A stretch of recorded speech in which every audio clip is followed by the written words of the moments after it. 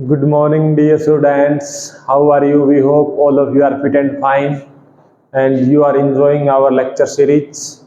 जैसा कि बेटा आप सभी को पता है हमने YouTube के ऊपर इलेक्ट्रोमैग्नेटिक इंडक्शन और अल्टरनेटिंग करंट चैप्टर हम कंप्लीट कर चुके हैं। जो भी बेटा आज नए बच्चे देख रहे हैं वो इलेक्ट्रोमैग्नेटिक इंडक्शन और हमारा अल्टरनेटिंग करंट की जो प्लेलिस्ट है वहाँ पर आप विजिट कर सकते हैं और वो चैप्टर आप वहाँ से पढ़ सकते हैं। आज बेटा हम एक नया चैप्टर स्टार्ट करने जा रहे हैं, that is called the name of the chapter is electromagnetic wave. आज हम पहले देखेंगे बेटा इलेक्ट्रोमैग्नेटिक वेव है क्या और हम ऐसा पढ़ क्यों रहे हैं। चलो बेटा स्टार्ट करते हैं आज का लेक्चर। सबसे पहले हमें क्या देखना है, इलेक्ट्रोमैग्नेटिक वेव क्या होती है। अब तक ये है बेटा 12th फिजिक्स का चैप्टर नंबर 8। अब तक बेटा हमने क्या पढ़ लिया, एक बार उसके ऊपर मैं आपको लेकर चलता हूँ। सबसे पहले हमने देखा बेटा चार्ज रेस्ट के ऊपर, पहला चैप्टर इलेक्ट्रोस्टैटिक। चार्ज रेस्ट के ऊपर है, क्या प्रोड्यूस करता है, इलेक्ट्रिक फील्ड। ये हमने किस चैप्टर में पढ़ा, इलेक्ट्रोस्टैटिक्स। उसके बाद बेटा चार्ज है वो मूव कर रहा था और मूव करेगा अगर कांस्टेंट वेलोसिटी से या कांस्टेंट स्पीड से कह लो आप, तो बेटा क्या करंट प्रोड्यूस कर रहा था और करंट से क्या प्रोड्यूस हो रहा था, मैग्नेटिक फील्ड। अगर कांस्टेंट वेलोसिटी है तो बेटा तो करंट भी कैसा आएगा, कांस्टेंट, और कांस्टेंट करंट से क्या प्रोड्यूस होगा, मैग्नेटिक फील्ड। ये हम स्टडी कर चुके हैं शायद 3rd और 4th चैप्टर में। उसके बाद बेटा अगर हम मैग्नेटिक फील्ड को चेंज करें, मींस मैग्नेटिक फील्ड को चेंज करें या आप कह सकते हो फ्लक्स को चेंज होगा, तो हमारे पास ईएमएफ और करंट इंड्यूस हो रहे थे। ईएमएफ और करंट है क्या बेटा, वोल्टेज और करंट। वोल्टेज कब आता है, जहां वोल्टेज होता है वहां पर इलेक्ट्रिक फील्ड होता है, मींस हमने इलेक्ट्रिक फील्ड जनरेट कर दिया। हमने ये देखा कि जब जब मैग्नेटिक फील्ड में चेंज होता है इलेक्ट्रिक फील्ड प्रोड्यूस होता है। यहां तक बेटा हम अल्टरनेटिंग करंट तक ये सब चैप्टर पढ़ चुके हैं। इसके बाद हमारे एक साइंटिस्ट है मैक्सवेल। मैक्सवेल साइंटिस्ट ने बेटा ये सोचा कि अगर मैग्नेटिक फील्ड को चेंज करें तो इलेक्ट्रिक फील्ड प्रोड्यूस हो जाता है। इसका अपोजिट भी तो होता हुआ, इसका रिवर्स भी तो होता हुआ कि अगर हम इलेक्ट्रिक फील्ड को चेंज करें तो भी तो मैग्नेटिक फील्ड प्रोड्यूस हो सकता होगा। उसने ये सोचा और कुछ एक्सपेरिमेंट्स किए। उसके बाद बेटा ये बात प्रूफ भी हो गई कि इलेक्ट्रिक फील्ड चेंज करेंगे तो मैग्नेटिक फील्ड प्रोड्यूस होगा। इस चैप्टर में हमें यही पढ़ना है इलेक्ट्रोमैग्नेटिक वेव में कि इलेक्ट्रिक फील्ड में चेंज होगा, मैग्नेटिक फील्ड प्रोड्यूस करेगा। अब बेटा एक बात देखो, हमने स्टार्टिंग में अगर हम कहीं से भी इलेक्ट्रिक फील्ड चेंजिंग प्रोड्यूस करवा दें, मतलब इलेक्ट्रिक फील्ड चेंज कर दें, तो मैग्नेटिक फील्ड प्रोड्यूस हो जाएगा, मैग्नेटिक फील्ड प्रोड्यूस हो जाएगा। और अगर इलेक्ट्रिक फील्ड कॉन्टिन्यूसली चेंज हो रहा है बेटा तो वहां पे मैग्नेटिक फील्ड प्रोड्यूस हो जाएगा और फिर मैग्नेटिक फील्ड भी आगे इलेक्ट्रिक फील्ड प्रोड्यूस कर देगा, इलेक्ट्रिक फील्ड फिर आगे मैग्नेटिक फील्ड प्रोड्यूस कर देगा। मींस अगर हमने कहीं किसी भी तरीके से किसी भी वे से इलेक्ट्रिक फील्ड हम चेंजिंग इलेक्ट्रिक फील्ड जनरेट कर दें तो वो मैग्नेटिक फील्ड जनरेट करेगा, फिर वो वापस इलेक्ट्रिक फील्ड, मतलब इलेक्ट्रिक फील्ड को जनरेट करने से मान लो ऐसे इलेक्ट्रिक फील्ड जनरेट हो गया, उसी के चेंज होने से बेटा मैग्नेटिक फील्ड जनरेट हो गया। अब हमें तो सिर्फ इलेक्ट्रिक फील्ड जनरेट करना है, उसके बाद magnetic field, electric field, magnetic field, मतलब एनर्जी का ट्रांसफर आगे से आगे होता रहेगा। और एनर्जी का ट्रांसफर इसमें बेटा किसी मीडियम की रिक्वायरमेंट नहीं है, मीडियम की रिक्वायरमेंट नहीं है। तो जिस एनर्जी ट्रांसफर के अंदर हमें मीडियम की रिक्वायरमेंट ना हो वो हम 11th फिजिक्स के वेव चैप्टर में पढ़ के आए हैं, उसको हम क्या बोलते हैं, इलेक्ट्रोमैग्नेटिक वेव। इसलिए बेटा इस चैप्टर का नाम क्या रखा गया, इलेक्ट्रोमैग्नेटिक वेव, क्योंकि हमने पहले पढ़ लिया मैग्नेटिक फील्ड में चेंज करेंगे इलेक्ट्रिक फील्ड प्रोड्यूस होगा। इस चैप्टर में हम देखेंगे इलेक्ट्रिक फील्ड में चेंज होगा, मैग्नेटिक फील्ड प्रोड्यूस करेगा। अगर मैग्नेटिक फील्ड प्रोड्यूस कर रहा है तो हम कहीं से इलेक्ट्रिक फील्ड चेंजिंग प्रोड्यूस करा लेंगे और वो electric field magnetic field continuously change होते रहेंगे, प्रोड्यूस होते रहेंगे और आगे फॉरवर्ड मूव करते रहेंगे। तो हमारा एनर्जी एक जगह से दूसरी जगह पे ट्रांसफर हो जाएगा और एनर्जी का वो ट्रांसफर या वो वे जिसके अंदर हमें किसी मीडियम की रिक्वायरमेंट नहीं पड़ती उसको हम क्या बोलते हैं, इलेक्ट्रोमैग्नेटिक। तो बेटा आज हम चैप्टर स्टार्ट करें, ये था बेसिक इलेक्ट्रोमैग्नेटिक वेव ही इस चैप्टर का नाम क्यों रखा गया। अब हमें ये चीज प्रूफ करनी है कि इलेक्ट्रिक फील्ड में चेंज हो तो क्या मैग्नेटिक फील्ड प्रोड्यूस हो सकता है। इसके लिए बेटा एक हम सिस्टम क्रिएट कर रहे हैं, एक हम कैपेसिटर लेकर चल रहे हैं। हमने एक कैपेसिटर लिया और कैपेसिटर आपको पता है कहीं पर भी हम कैपेसिटर लगाएंगे तो कैपेसिटर कॉन्टिन्यूसली चार्ज और डिस्चार्ज होता रहेगा। इस बात को मैं एक बार एक कोने में लिख देता हूँ कि हमें ये बात आज देखनी है, चेंज किस में करेंगे, इलेक्ट्रिक फील्ड में, और मैग्नेटिक फील्ड क्या होगा, प्रोड्यूस। ये हमें प्रूफ करना है। कैपेसिटर बेटा किसी भी सर्किट में कैपेसिटर लगाओ, थोड़ा बड़ा बना लेते हैं ताकि आपको अच्छे से समझ आ जाएगा। यहां बनाते हैं, ये हमारे पास एक कैपेसिटर है और बेटा यहां से मान लो आई करंट एंटर कर रहा है। कैपेसिटर किसी भी सर्किट में कैपेसिटर बेटा चार्जिंग और डिस्चार्जिंग कॉन्टिन्यूसली होता रहेगा। एक बार कैपेसिटर चार्ज होगा, फिर डिस्चार्ज होगा, फिर चार्ज होगा, फिर डिस्चार्ज। मतलब कैपेसिटर के ऊपर चार्ज की वैल्यू कभी फिक्स नहीं रहती। अगर हम ऐसा कह दें कि कैपेसिटर चार्ज हो रहा है तो बेटा इसके ऊपर धीरे धीरे प्लस चार्ज बढ़ रहा है, इसके ऊपर धीरे धीरे माइनस चार्ज बढ़ रहा है। जब बेटा कैपेसिटर चार्ज होना स्टार्ट हुआ तो मान लो इसके ऊपर कोई चार्ज नहीं है, तो सिर्फ चार्ज क्या है, एक पॉजिटिव एक नेगेटिव, या मान लो है ही नहीं। अब जैसे जैसे चार्ज बढ़ता जाएगा इसके बीच में बेटा इलेक्ट्रिक फील्ड क्या होगा, बढ़ता जाएगा। इलेक्ट्रिक फील्ड क्या होगा, इंक्रीज, या हम कह दें इलेक्ट्रिक फील्ड क्या होता रहेगा, चेंज। अगर हमारा कैपेसिटर चार्ज हो रहा है तो यहाँ पर चार्ज बढ़ता जाएगा, इलेक्ट्रिक फील्ड इंक्रीज होगा। अगर ये डिस्चार्ज होगा तो बेटा चार्ज कम होता जाएगा, हमारा जो इलेक्ट्रिक फील्ड है वो डिक्रीज होता जाएगा। मीन्स हमें ये पता है कि इस रीजन के अंदर इलेक्ट्रिक फील्ड कॉन्टिन्यूसली चेंज हो रहा है। ठीक है, आई होप आपको ये जो मैंने पॉइंट कहा है ये क्लियर हुआ होगा कि जैसे जैसे कैपेसिटर चार्ज होगा इसके ऊपर ज्यादा पॉजिटिव चार्ज, इसके ऊपर ज्यादा नेगेटिव, मतलब इलेक्ट्रिक फील्ड इंक्रीज हो रहा है, क्योंकि इलेक्ट्रिक फील्ड बेटा चार्ज पर ही डिपेंड करता है, चार्ज का ही तो इलेक्ट्रिक फील्ड होता है।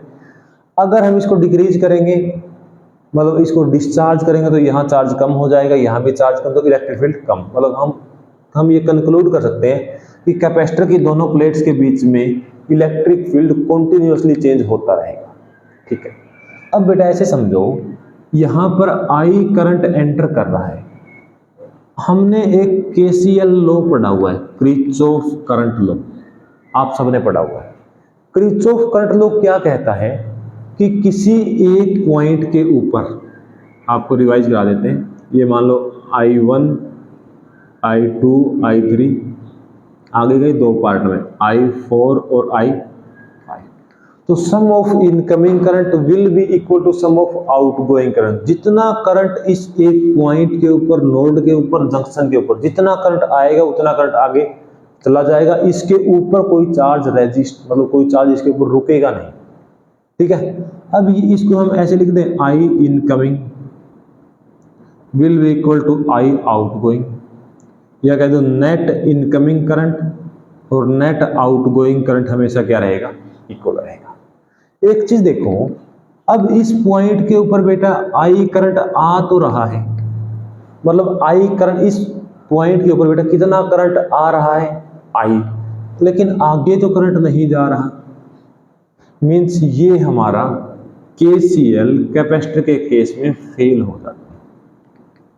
जितना करंट उस नोड के ऊपर आया है बेटा उतना करंट आगे निकलना चाहिए, लेकिन यहां पर आगे खाली जगह है, या मान लो कैपेसिटर की जो दो प्लेट हैं उनके बीच में या तो डाइलेक्ट्रिक है या कुछ है ही नहीं, मतलब ये करंट आगे मूव नहीं कर सकता, क्योंकि डाइलेक्ट्रिक अगर भर भी रखा है तो डाइलेक्ट्रिक में बेटा फ्री इलेक्ट्रॉन होते नहीं है, और फ्री इलेक्ट्रॉन होते नहीं है तो करंट नहीं हो सकता। या आप सिंपली ऐसे समझो कि यहाँ पर खाली है तो करंट कहाँ मूव करेगा। तो यहाँ पर बेटा जितना करंट इनकमिंग है उतना करंट आउटगोइंग है नहीं, तो हमारा केसीएल क्या हो गया, फेल हो गया। एक और बात, दूसरा है बेटा हमारे पास एम्पियर सर्किट लॉ। एम्पियर ने एक लॉ दिया था, B dot D L is equal to mu naught I net, कि कोई हमारे पास करंट कैरिंग वायर है उसकी वजह से जो आसपास मैग्नेटिक फील्ड होता है वो हम सिमेट्रिक सरफेसेज का या सिमेट्रिक बॉडीज का हम इस लॉ से निकाल सकते हैं। आपको ध्यान होगा करंट बेटा कहां से आया था? मैग्नेटिक फील्ड को प्रोड्यूस कौन करता है? करंट। करंट आया बेटा चार्ज से, चार्ज फ्लो किया तो करंट, और करंट जहां कहीं भी है उसकी वजह से क्या प्रोड्यूस होता है? Magnetic field. अब क्या यहां पर हम ऐसा काम कर दें, इसके अंदर बेटा हम एक छोटा सा मैग्नेट रख दिया, मैग्नेटिक नीडल रख दी। जब मैग्नेटिक नीडल रखी तो मैग्नेटिक नीडल बेटा डिफ्लेक्ट हो गई। मैग्नेटिक नीडल क्या हो गई? डिफ्लेक्ट।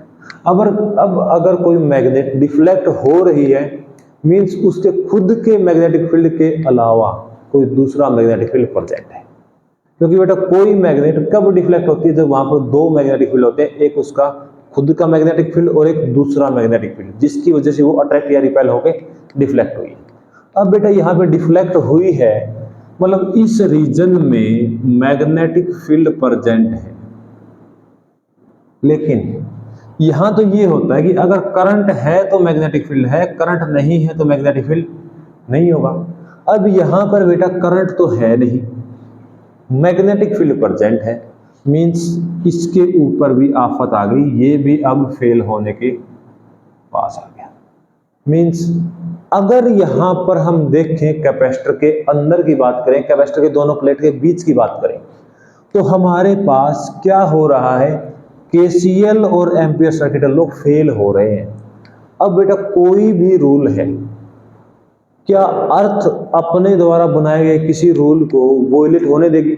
अब ये रूल बेटा और किसी जगह पे वोलेट नहीं हुआ तो वोलेट यहां भी नहीं हुआ। मींस यहां पर हम कुछ ना कुछ गड़बड़ कर रहे हैं, कुछ ना कुछ गलती कर रहे हैं। अब बेटा हम इसको देखना चाहते हैं कि यहां पर हो क्या रहा है। ठीक है, अब बेटा हम नेक्स्ट स्लाइड में या नेक्स्ट पार्ट करते हैं। एक बार मैं इसको रफ कर देता हूं। हमने यहां से क्या देखा कि हमारे पास केसीएल और केवीएल नहीं, केसीएल और ampere circuit law B dot D L mu naught I दोनों फेल हो रहे हैं। इनको अभी देखेंगे हम क्या होगा। स्टार्ट करते हैं। एक चीज देखो बेटा, अगर हम ऐसा देख लें, एक चीज बताओ, क्या कैपेसिटर की प्लेट के बीच में इलेक्ट्रिक फील्ड कांस्टेंट है या चेंजिंग है? चेंजिंग है। अब ऐसे समझो ये हमारे पास दो कैपेसिटर की प्लेट है, इसके बीच अगर मैं एक की बात करूं, ये एक कैपेसिटर की प्लेट है। अगर बेटा इलेक्ट्रिक फील्ड इस डायरेक्शन में है और इलेक्ट्रिक फील्ड अगर कॉन्टिन्यूअसली चेंज हो रहा है तो क्या इस प्लेट से, इस प्लेट का एरिया मान लो ए है, इस प्लेट से जो इलेक्ट्रिक फील्ड लाइंस पास कर रही है वो कांस्टेंट है या फिर चेंज हो रही है? चेंज हो रही है, क्योंकि इलेक्ट्रिक फील्ड चेंज हो रहा है। और हमने बेटा आप सबने भी ये हमने पढ़ा हुआ है, फ्लक्स क्या होता है? Q by epsilon. अगर बेटा इलेक्ट्रिक फील्ड लाइंस, या हम इसको ऐसे लिखते थे E डॉट डी एस, अगर बेटा किसी भी एक सरफेस से इलेक्ट्रिक फील्ड लाइंस कम पास कर रही है तो फ्लक्स कम है, ज्यादा पास कर रही है तो फ्लक्स ज्यादा, मतलब फ्लक्स इलेक्ट्रिक फील्ड पे डायरेक्टली प्रोपोर्शनल होता है। अगर यहां पर इलेक्ट्रिक फील्ड कॉन्टिन्यूसली चेंज हो रहा है तो हमारा बेटा फ्लक्स भी क्या होगा? कॉन्टिन्यूअसली चेंज होता रहेगा। हम यहां पर ई लिख देते हैं ताकि आपको कंफ्यूजन ना हो। हम इलेक्ट्रिक फ्लक्स की बात कर रहे हैं, इलेक्ट्रिक फील्ड चेंज हो रहा है तो इलेक्ट्रिक फील्ड लाइंस पास कर रही है तो फ्लक्स भी हमारा कैसा हुआ? Electric flux. अब एक चीज देखो बेटा, फ्लक्स हमारा क्या होता है? फ्लक्स किस पर डिपेंड करता है? फ्लक्स किसके ऊपर डिपेंड करता है? ऐसे समझो, फ्लक्स क्या होता है बेटा? E इंटू एरिया, या आप सबसे सिंपल देखो तो E A कोस थीटा। अब ये प्लेट थी, इलेक्ट्रिक फील्ड भी बेटा इसी डायरेक्शन में है और इसका एरिया या आप ऐसे कर लो या आप ऐसे कर लो, दोनों केस में कोस थीटा की वैल्यू 1 आएगी। तो कोस थीटा की वैल्यू बेटा 1 आएगी क्योंकि या 0 होगा या 180 होगा। अगर माइनस भी आया तो हमें तो फ्लक्स देखना है कितना कितना चेंज हुआ है। तो बेटा फ्लक्स हमारा क्या आ गया? E A। अब दो प्लेट के बीच में इलेक्ट्रिक फील्ड हमने पहले पढ़ रखा है, सिग्मा बाई एप्सिलॉन नॉट होता है। अगर बेटा electric field sigma by epsilon not है तो हमारे पास फ्लक्स क्या आ गया, ये आ गया। अब सिग्मा क्या है, इन प्लेट के ऊपर चार्ज कितना है, इन प्लेट के ऊपर चार्ज कितना होता है बेटा, सिग्मा को हम कैसे डिफाइन करते हैं, क्यू बाई में ए। तो हमारे पास फ्लक्स क्या आ गया, Q by A into epsilon not into area, area से एरिया कट के फ्लक्स क्या होता है, क्यू बाई एप्सिलॉन। अगर बेटा किसी को ये थोड़ा मुश्किल लग रहा हो तो हम डायरेक्ट भी कह सकते हैं कि फ्लक्स क्या होता है, क्यू बाई में एप्सिलॉन। तो यहाँ पर फ्लक्स बेटा क्या आ गया, क्यू बाई में एप्सिलॉन। अब एक चीज देखो, क्या क्यू हमारे पास सेम है, या क्यू कह लो या कह लो जो हमारे पास इलेक्ट्रिक फील्ड है, क्या हर पॉइंट पे सेम है, सेम नहीं है। तो फ्लक्स मीन्स हर पॉइंट पे चेंज हो रहा है, मतलब करंट भी क्या हो रहा है, करंट किस पर डिपेंड करता है, चार्ज पर। अगर बेटा मैं करंट की बात करूं तो हम इसको अगर डिफरेंशिएशन कर दें डी बाई डी टी, तो यहाँ क्या आएगा बेटा, D five by D T 1 by epsilon naught D Q by D T. अब D Q by D T बेटा क्या होता है, करंट। या आप इसको ऐसे कर सकते थे, अगर मैं स्मॉल से टाइम की बात करूं, स्मॉल से टाइम की, तो बेटा फ्लक्स भी स्मॉल डी फाइव, चार्ज भी स्मॉल डी क्यू, दोनों साइड डी टी से डिवाइड कर दें तो भी हमारा यही एक्सप्रेशन आएगा। तो अब हम यहां से बात करें तो हमारे पास बेटा आई की क्या वैल्यू आ गई, आई की वैल्यू क्या आ गई, यहां से आई को ऊपर लेकर आए, या आई पहले से ऊपर है, D Q by D T क्या होता है, आई। अब आई हमारे पास क्या आ गया, एप्सिलॉन नॉट को ऊपर ले आते हैं, D pi by D T. और किस फ्लक्स की बात कर रहे हैं, इलेक्ट्रिक फ्लक्स की। तो बेटा देखो, जब जब फ्लक्स में चेंज होता है, इलेक्ट्रिक फ्लक्स में टाइम के साथ में चेंज होगा तो एक करंट प्रोड्यूस होगा, मतलब यहां पर कोई ना कोई करंट प्रेजेंट है। और इलेक्ट्रिक फील्ड किस रीजन में चेंज हो रहा था बेटा, इस रीजन की हम बात कर रहे थे, इस रीजन में इलेक्ट्रिक फील्ड चेंज हो रहा है, मतलब यहां पर कोई ना कोई करंट है, और वो करंट कौन सा है, इतना करंट यहां पर प्रेजेंट है। अब बेटा इतना करंट अगर यहां पर प्रेजेंट है तो हम इस करंट को क्या नाम दें। अब ऐसे समझो इस बात को, करंट प्रेजेंट है, कितना करंट है, इतना। क्या ये करंट हमारा कंडक्शन करंट है, मीन्स क्या हम इस करंट को कंडक्शन करंट बेटा बोल सकते हैं। कंडक्शन करंट क्या होता है, जो कंडक्टर के अंदर करंट होता है। और कंडक्टर में बेटा करंट किसका होता है, फ्री इलेक्ट्रॉन्स का। मीन्स जो फ्री इलेक्ट्रॉन्स मूव करते हैं उसकी वजह से जो करंट आता है उसको हम बोलते हैं बेटा कंडक्शन करंट। लेकिन यहां इस रीजन में तो फ्री इलेक्ट्रॉन है ही नहीं। अगर मैं ऐसे कहूं कैपेसिटर बीच से खाली है तो बेटा वहां कोई चीज प्रेजेंट ही नहीं है, तो वहां पे फ्री इलेक्ट्रॉन कहां से आएंगे, मतलब हम कंडक्शन करंट नहीं कह सकते इसको। ऐसा करें हम, अगर हम इसके बीच में मान लो डाइलेक्ट्रिक भर रखा है, डाइलेक्ट्रिक में बेटा क्या बने होते हैं, डाइपोल्स। और जब इलेक्ट्रिक फील्ड चेंज होता है या इलेक्ट्रिक फील्ड हम अप्लाई करते हैं तो वो डिस्प्लेस हो जाते हैं, वो अपने आप को इलेक्ट्रिक फील्ड की डायरेक्शन में अलाइन करने की कोशिश करते हैं। तो यहां पर बेटा वो क्या है, डाइपोल डिस्प्लेस हो रहे हैं, तो उसकी वजह से करंट है, और वो कौन सा है हमारा, डिस्प्लेसमेंट करंट। इसलिए इसको बेटा क्या बोला गया है, डिस्प्लेसमेंट करंट। आप ऐसे भी कर सकते हो, अगर बेटा यहां से आई करंट आया तो अब यहां पर करंट प्रेजेंट है।